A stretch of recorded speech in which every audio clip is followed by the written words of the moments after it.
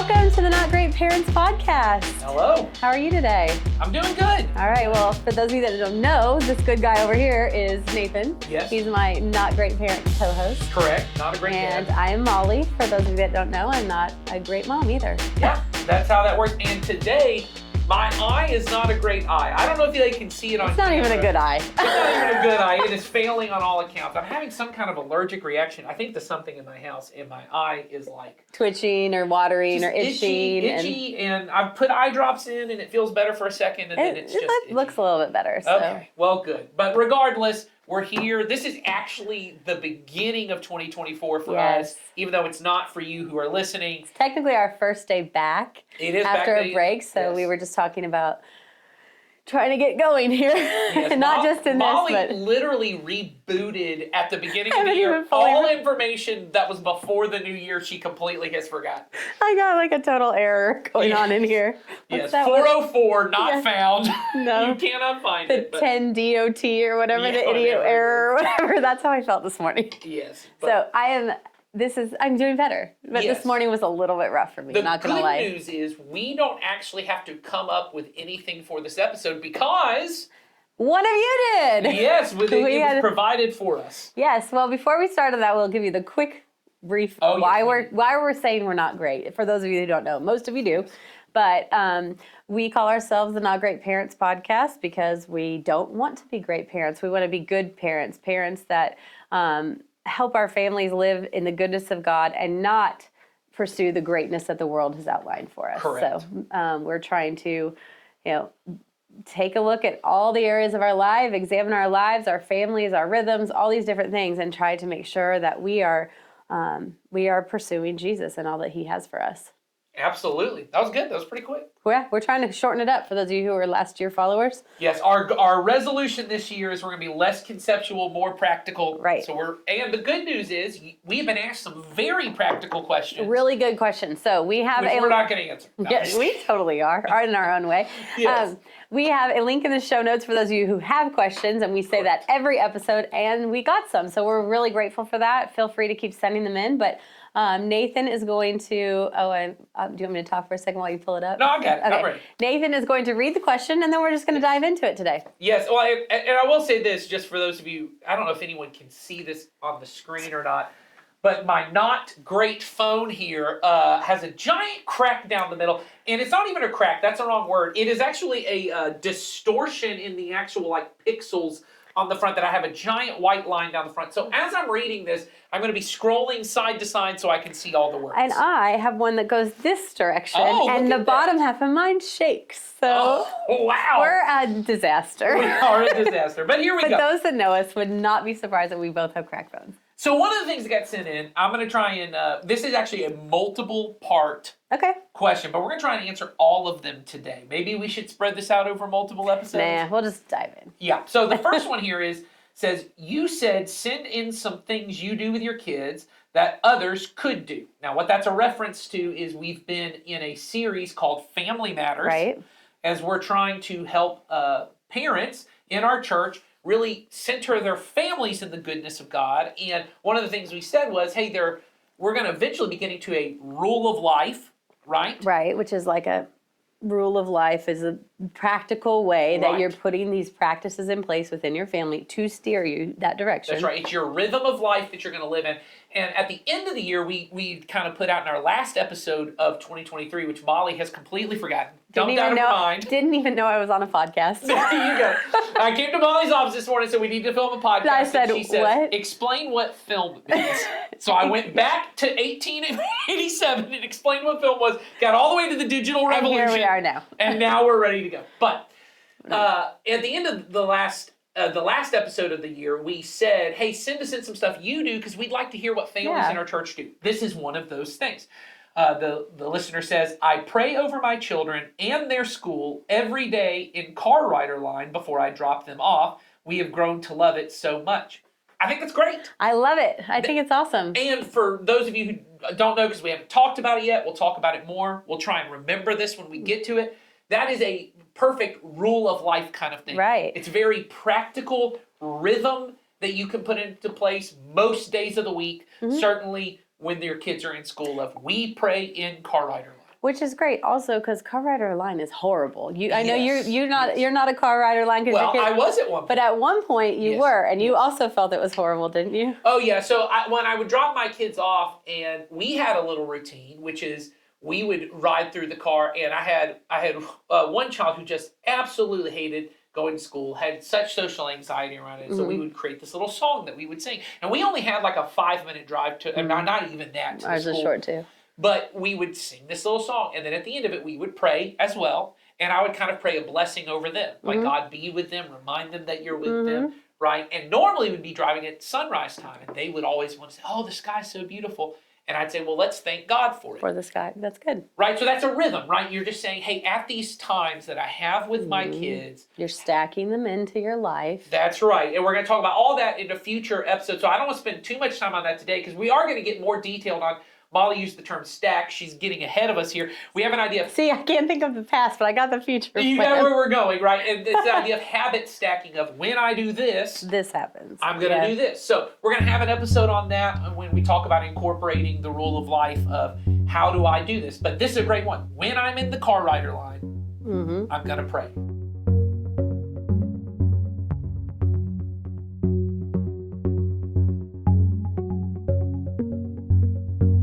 Well, then we got sent 2 questions in.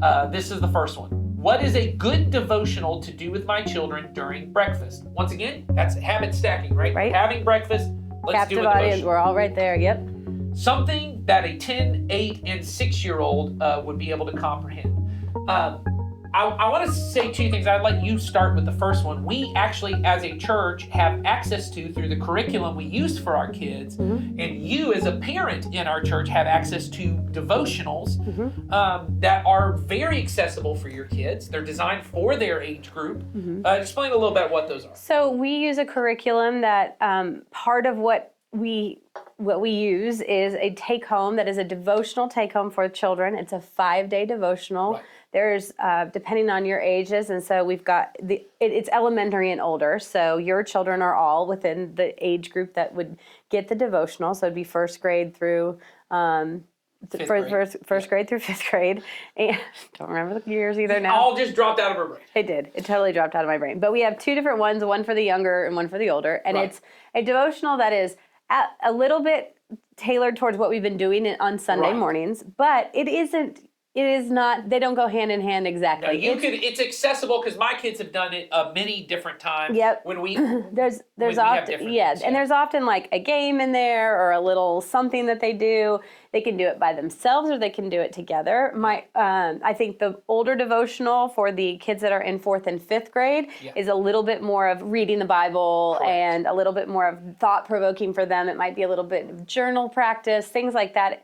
My family has used these, and typically the way that I've used them in the past is I do my own reading in the morning yeah. at the same time as my child does their theirs. devotional. That's great. And we're not doing it collectively Doing the same one. thing. Yeah. But I often will say, I look at it before Right. or after, and I'll say, oh, what was it about? Or I'll say, like, I might pick something off of it for my younger child because I have a younger one that, just isn't at that age yet reading. Yeah. He doesn't read yet. So, but I can look at it and ask him questions from it. So we do provide what I think is a great starter for you as a Absolutely. parent. And they're short. They're like, short. Depending on how well your kid reads, or if you're going to read it to them. Like if you're going to read it to them, the reading part takes maybe a minute and a half. It's I would super think for an short. adult. I mean, when I used to have to read it to them, Yep. they're now at the age where they're all reading it to themselves.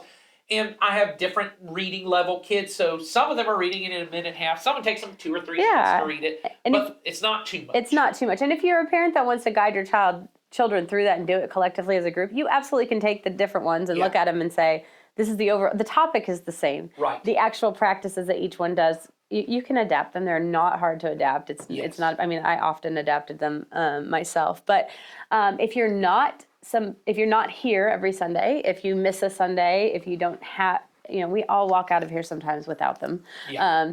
you can download the Parent Cue app if you don't already have Right. it, and that is real time, and those devotionals are in there. So you go on to the Parent Cue app, you download it, you select Community Christian as your church, Correct. and it will link, and then you put your children's ages in there, and it will give you the devotional information for each of your children per day. So I've done it both ways because sometimes I just don't have the paper with me.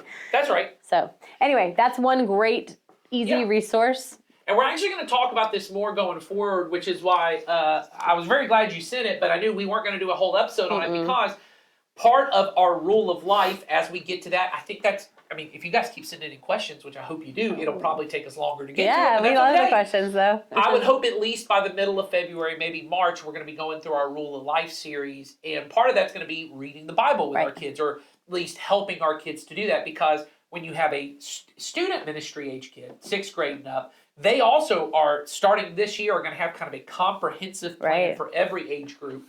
And they're going to have their own time to do that and their own way of doing that. We're going to talk about that more. We'll have Sawyer on, our student minister, to talk about that.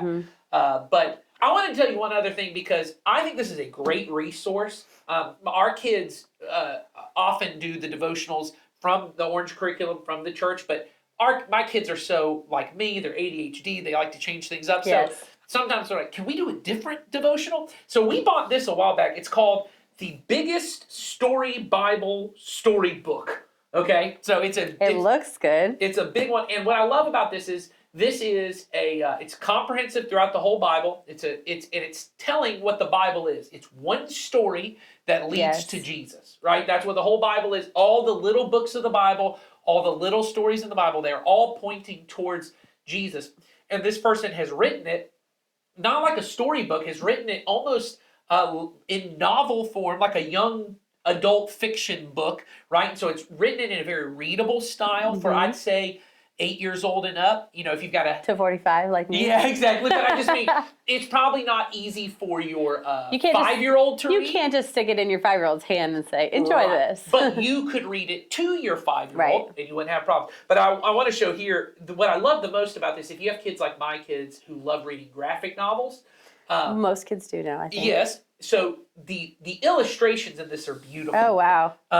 I don't know, I'm showing Molly here. For those of you who are listening, this is terrible. This is me. I'm looking at it going, oh, wow, because there are beautiful I mean, they're just- illustrations. It's very colorful. Yes. It's very, it's very beautiful. If you go look this up online, and I'll see, it probably says on the back who it is written by yes, that's right. It's DeYoung and Clark. Clark is the illustrator. It says it's published by Steve DeYoung, I Crossway. want to say it is, but that's maybe wrong. Kevin DeYoung. We could probably link it in the show notes for you. That's probably easier. But yes, you'll see on there the illustrations, and they're absolutely beautiful. Like the creation one is That's absolutely good. beautiful here. And then Molly you'll see on the thing here. There's a little bit of text that's going through it. But not a lot. Yes, and it also, as we're going to do in our Rule of Life, it takes you through the different sections of the Bible. And what is this whole Right. section? What part of the story of Jesus is this?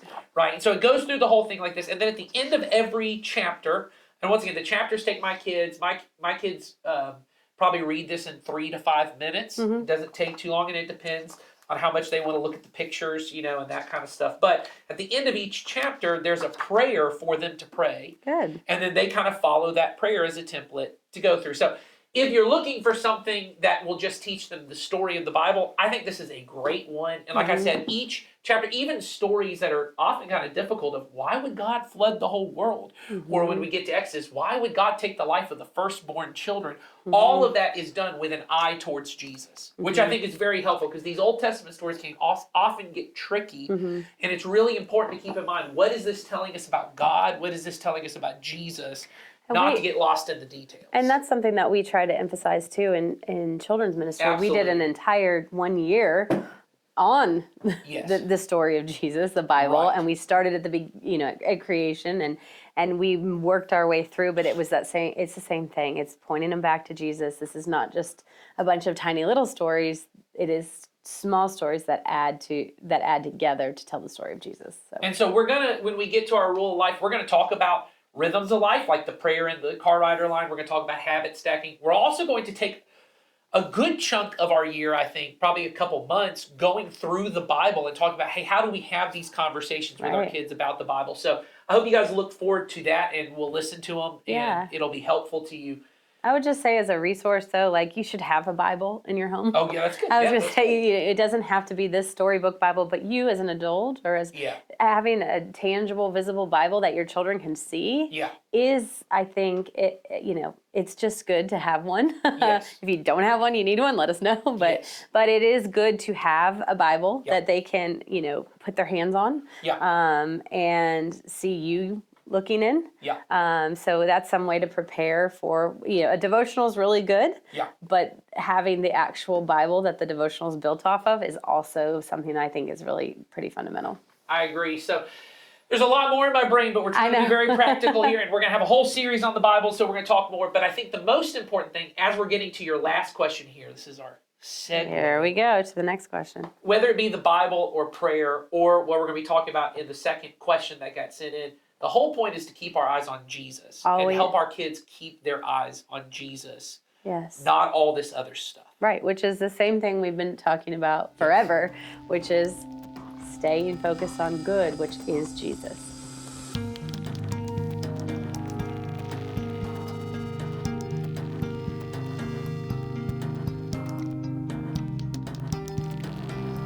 So the second question that got sent in goes like this. It says, long story short, and then it's really long afterwards. But it's good. It's got good, it gives us great context. It's a Nathan kind of question. We do. I'm just going to go ahead and say for everyone, we filmed 40 minutes. Of this question, and then we scrapped the whole thing. We We're scrapped the whole thing. Because we can be more concise. We're going to be practical. And concise. Not conceptual. That's called the lost episode. Maybe we'll release it one day. If you really want it, you can ask us for it. Yes. Here we go. Here's the question. The other day in the car, my kids were tired and emotional. Yeah, always fun. Yeah, always a good prep for a deep conversation. Yes. My oldest started crying, asking me how she knows she will go to heaven. I explained to her the best I could. Ask the Lord in your heart and do your best to walk with God, love others, pray, etc. Then they all were chiming in, trying to get me to give them an exact answer on how to get to heaven. They said, what if I sin too much? And I explained forgiveness. What I said seemed to ease their worry, but how would you explain it to them? Okay. Well, the first thing I want to say off of that is I thought your answer, especially your goal to really try and ease their minds about not seeing this as this super transactional thing, right? By explaining forgiveness, it's not, oh, if I sin too much or I do this too much, right? And making it very relational of I'm going to walk with the Lord, right? I'm going to pray. I'm going to live I'm going to love others. I'm going to love God. I'm going to pray. All of that is the right direction. Absolutely. So I think all of that's really good. We're going to add some to that because you asked how would we have answered the question. Yeah.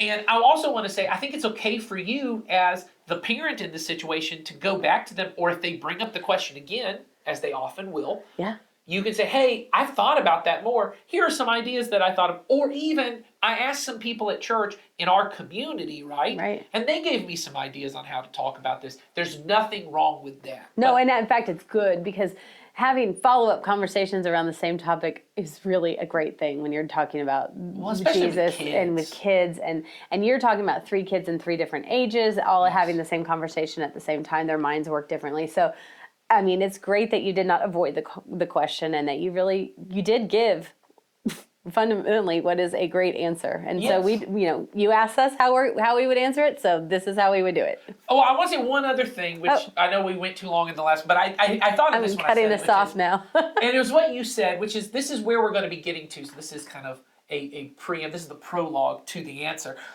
But I will say, as a parent, a lot of times, as podcast hosts, this is how we got so long in the lost episode you won't hear is, you often feel like you need to give one perfect answer to your kids, like the theological definition of what heaven is and how I get there and what salvation is. The background, the understanding, and then the answer. And we felt like that when we recorded it the first time. Well, this is going to be on the internet, and I promise you this, there's nothing Christians love to do but watchdog answers about heaven and salvation and sin. Make sure to get it right. And I'm always in the back of my head like somebody's going to come and say, well, you didn't quote Romans 3, you didn't quote John this, and Well, y'all know I'm not going to quote all the right things.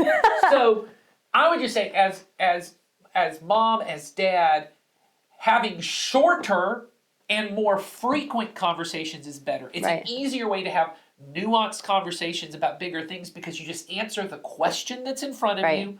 And that's what we didn't do as well on the last No, but episode. we learned a lot too from doing it that way. Well, and I think to honor being more practical and really to be helpful, to be able to let you know, like, I get the pressure of I really want to answer this well, but to also know I answer it in a way that was helpful in the moment. Right.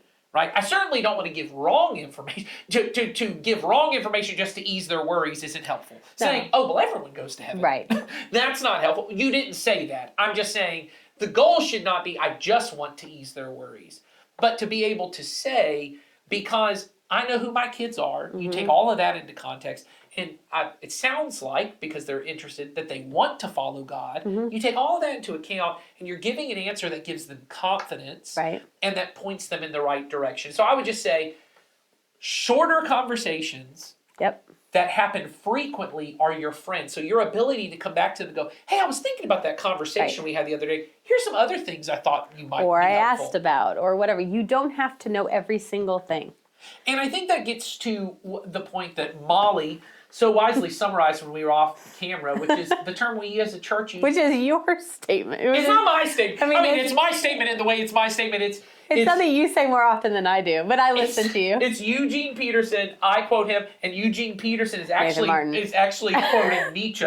So it's Nietzsche, Eugene Peterson, Nathan Martin. And I'm quoting Nathan. So there there we go. It's all kind of work together. But the phrase is long obedience in the same direction. And if you were here during our Practicing the Way series, or if you do our On Mission groups, we talk about this all the time, that Following Jesus is and being long a disciple of obedience. his is long obedience in the same direction. And so that's how I would try, and that's what we were trying to capture in our 40-minute But we were lost going episode. all around. I mean, we were getting, we All kinds we of had a avenues. lot of different things But going the on. point that I always would want to get to kids is heaven is not a transactional thing. There is not a, I made this decision one time, now I go to heaven, right? And whether Right. that's, some traditions, if you grew up, even the phrase, and this is not to criticize the thing you said, but even the phrase of asking the Lord into my heart, that's one tradition. That's not really necessarily in the Bible. The idea of like, I ask the Lord into my heart, that No. language is not. Or the idea some have, I pray a sinner's prayer. Oh. Other people have, and this is closer to our tradition of, I get baptized, and I make one of those decisions. Some people use the phrase, I got saved, right? There's this moment where something happens, a transaction takes place, and now And I'm I'm good. going to heaven, Yes. right? That's not really the biblical idea of what salvation is, or even what heaven is. And I think that's important to get in my kid's head to begin with, is really what heaven is the result of long obedience in the same direction, right? It is me turning towards Jesus, Right. and just following him. And of course, a person who is following Jesus, as you said, loving God, right? Which Right. that's how I take prayer, right? Is I'm living in a loving relationship with God, and I'm loving others. Right. Those Jesus said the 2 greatest commandments. If that's what my life is about, because I want to live with Jesus, heaven is the natural outflow of that. Not the outflow of, I made a decision one day and now Right. I'm going to heaven. Now I'm going to heaven, so now I've got this gap between the time I made that decision and the time I go to heaven, That's where life just does its thing. It is always, from the time that we make the decision that we want to follow Jesus, or our children make the decision that we want to follow Jesus, we are pointing our feet toward him Yes. and moving toward him and That's right. being, we're not saying that this is perfection. We're not saying this is long perfection in the same direction. right. That is not what we are saying. Right. We are saying It's that not perfect I want to obedience. be with Jesus today, and I want to be with Jesus in heaven. And Yes. so therefore I am going to move toward him who I want to be with.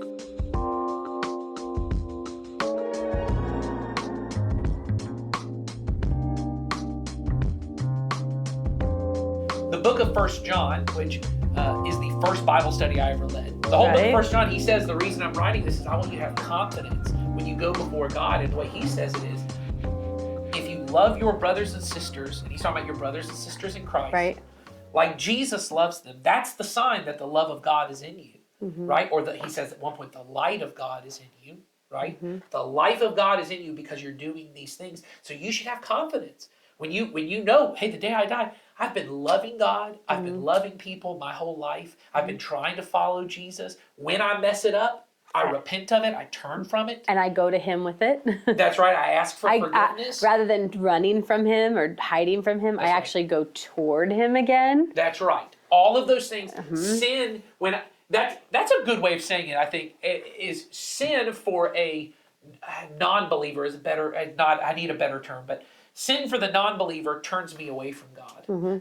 But for a believer, when they sin, the correct response is then I still turn back to God. Right. And it's hard. Oh, absolutely. Because you're naturally going to want to run or hide or be away from it or feel like shameful or whatever, but he has said not to. So if we can teach our kids that, hey, when you've sinned, you go straight to him. Right.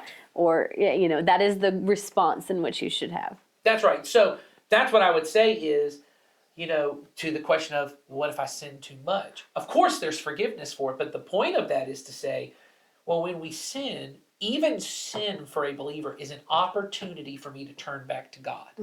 Right? Well, it's an opportunity for you to sin naturally separates us from God. Right. So if we are sinning, then we naturally, in our sin, have turned away from him for that moment. And we have, at that moment, the option to turn back to him or continue down that path. That's right. And that path does separate you from God. Now, there's not a number of sins. So for our children who I do believe are, everything that they do at school and different things is, numerically based, and you do this and that, and you're at this level and that level. Our children are transactional in that way.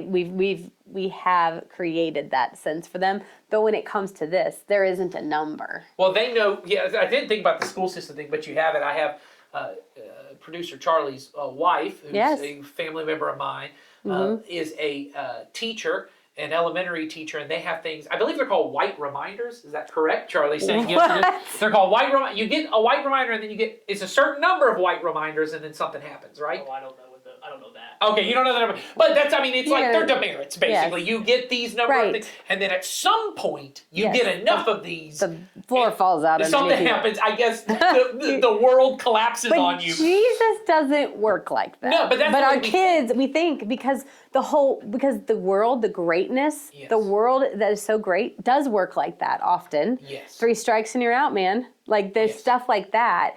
We have to help our kids understand that it is not the number of things that you do, it's how you turn to Jesus when you do. And of course, we don't want the number to be super high. Naturally, if you're following Jesus, it's not going to be so, The way I would try and explain it to my kid in that sense, because I think that's a really good point. So don't make it a transactional thing if you do too much. Is it possible, though, that a person could choose to follow Jesus one day, but then the rest of their life choose not to follow Jesus, and their life is turned? Absolutely. So the way I would say it is less transactional. I wouldn't use this word, but this is the word we'll use, I would talk about telemetry. Okay. All right, so telemetry, the word of telemetry is telos, which means the end goal. Okay. So telemetry, when you're shooting a rocket or really anything, right, is this is the end destination, and so here's the path I'm going to take to get there. So with a rocket, it's I want to get this thing on the moon, right?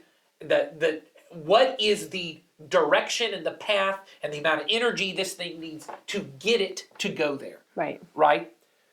What direction is my life heading in? Is it towards Jesus or is it away from Jesus? Right? And I can say I want to follow Jesus, but everything in my life is turned the other direction. But that also gives confidence to my kid. So when I say to my child, once again, we're talking about young. You said in the previous question, 10, 8, and 6.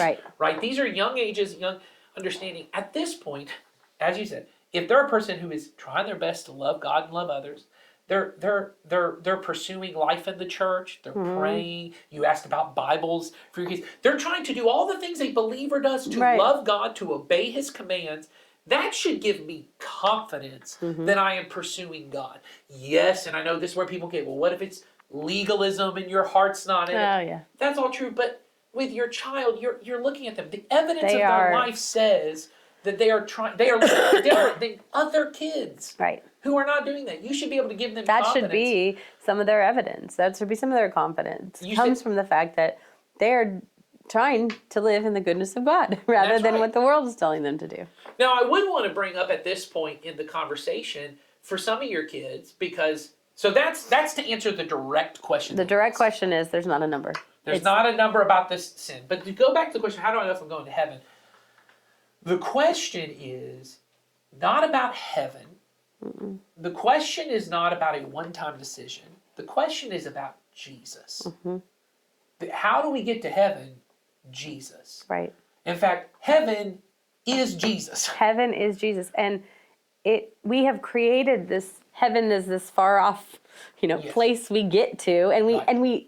we do, but he has been very clear that his kingdom begins here. And Well, his kingdom is here. is him. He is the kingdom. And Yes. and so when we decide to follow him, we are already Yes. there. That if I make heaven the goal of following Jesus, heaven becomes the telos, the telemetry. Yes. That's where I'm trying to get, is heaven. I'm trying to get to heaven. And I can want to get to heaven and have nothing to do with Jesus. Right. Because what I want in heaven mostly is I don't want to go to hell. Right. But if I want Jesus, if I want Jesus in my life, if I want Jesus to lead my life, Yes. if Jesus is what I'm shooting at, That's right. heaven is going to happen as a byproduct of it, essentially. That's right. And so are a lot of other things that happen here and now. And so Jesus is what we're pointing at every time. And so what happens when I have conversations when I was a youth minister and I would have conversations with teenagers about heaven, ultimately baptism was always part of it, because they would Right. normally be coming to me saying, I think I want to get baptized. And normally when I would wanna go ask to why, heaven would be part of it. Yeah. And so I would say, okay, well, let's not talk about heaven for a moment. Right. If you want to get baptized, let's talk about Jesus. Jesus. Because the three questions we ask here at our church, there are lots of different ways. I know churches, they don't even ask questions. Their kind of tradition is you make a confession. Like you come and say, I believe Jesus is the Christ, the Son of the living yes. God. Which is all fine. We just tend to do it in this question Prompting kind of way, yeah. Right? And so the questions I would say is, here's what we want to know. Do you believe Jesus is the Son of God? Right? And what we mean by that is, one, obviously Son of God, but also that he is God, that he is the only way to God, that he is the only way to life, right? So I believe everything I need to know about life and God is somehow summed up in Jesus, Right, in this person. right? Do you believe that he died on the cross for your sins and rose again? So do you believe that actually happened? That Yes. event happened? And And I the would why say, behind it? yeah, that's what I'd say is I believe it's two part. I do believe the first part is it is an actual event. It's not like some symbolic death and some It happened. It's an event that happened, but also, do you believe that the reason he had to die is because you're sinful, which Right. means you and God are incompatible in your sin, right? You live according to a different way of life, a different world, right? And when you talk about heaven, heaven is the new world God is making, and in the new world there is no sin, right? So do I want to be free of that sin, right? Jesus had to set me free, and he rose to a new life, Right. a new kind of life. Then the third question I'd ask is, do you want to make Jesus the leader of your life, Right. or Lord of your life? You've already said you You're want to make king. That's right. There's You've a lot already of said different ways you can phrase that, but it's all the same thing. That's right. You've already said you want to make him your savior because you want to be forgiven of your sins, and that's what most people mean when they mean savior is I get to go to heaven. But making him your king or making him your Lord means you're trusting him with all your decisions. Yes, I want to follow him, and as Molly's already helped me to remember, For that's sure. a long obedience in the same direction. That Jesus being the leader of my life is a lifelong thing. Yes, It's and like it a marriage. starts there. That's right. I am starting to follow Jesus as the leader of my life. And so if my kid was saying, how do I know I'm going to heaven? I would say, well, let's not talk about heaven for a second. The question is, do you want to be with Jesus? Right, and that is essential. Do they want to be with Jesus? Yes. And because the truth is, they might not want to be with Jesus. They might want to just go to heaven or not go to hell. Yes, And so mostly that's what they mean. Yes, Yeah.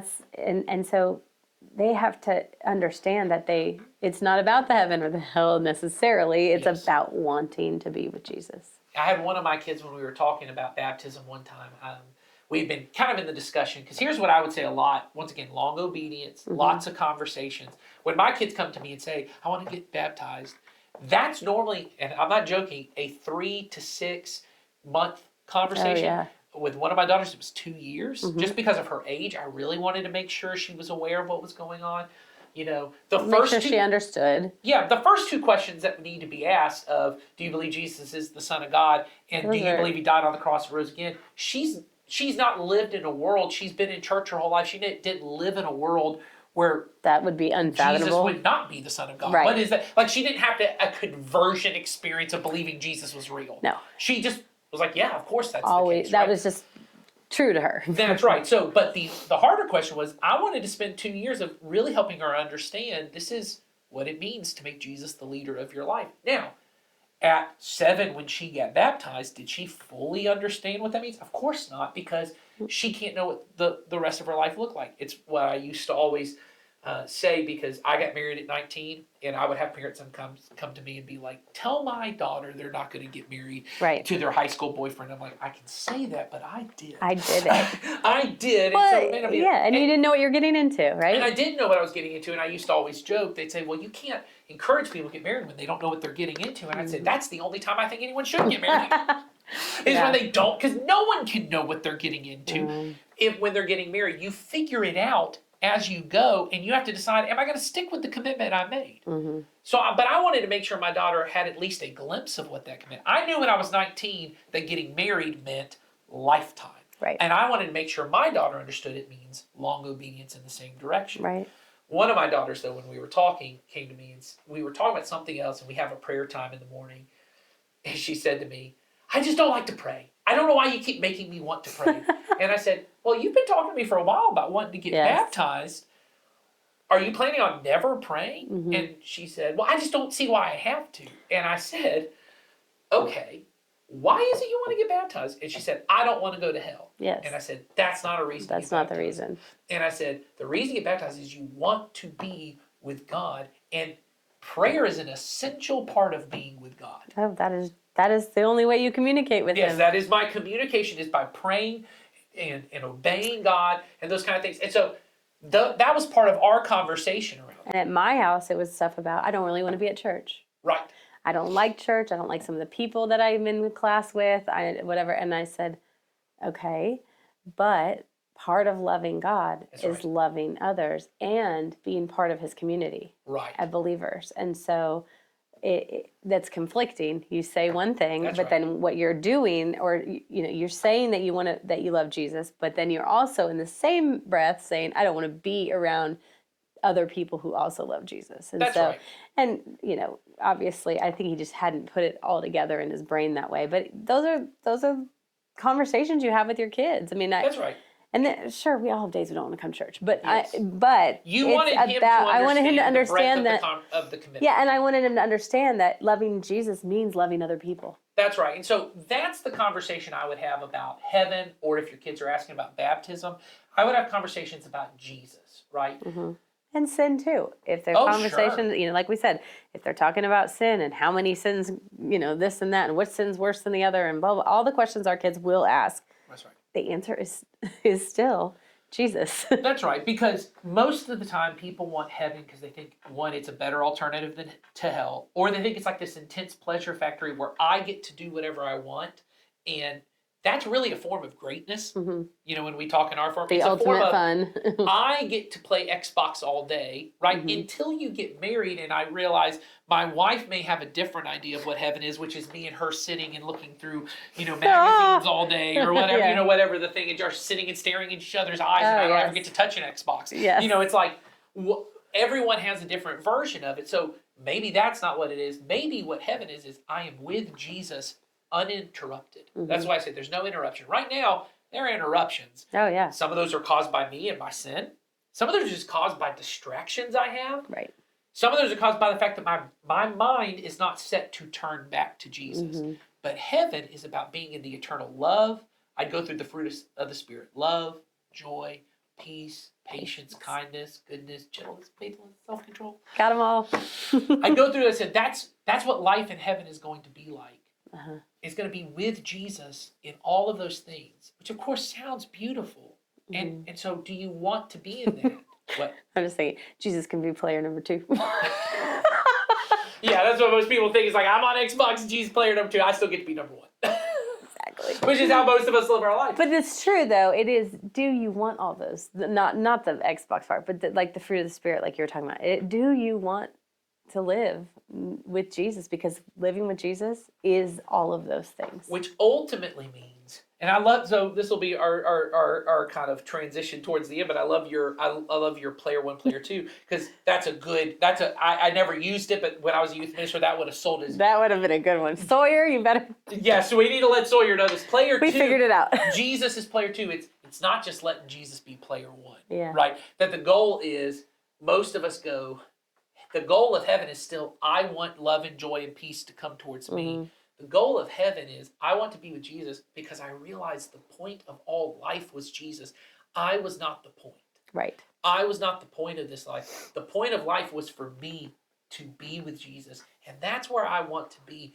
And being with Jesus then means all the things that come to me, I share with others. So the forgiveness that you've already talked to your kids about, I would also ask them, do you want to forgive people who hurt you? When you go to church, 1 John says you got to love your brothers and sisters in the church, right?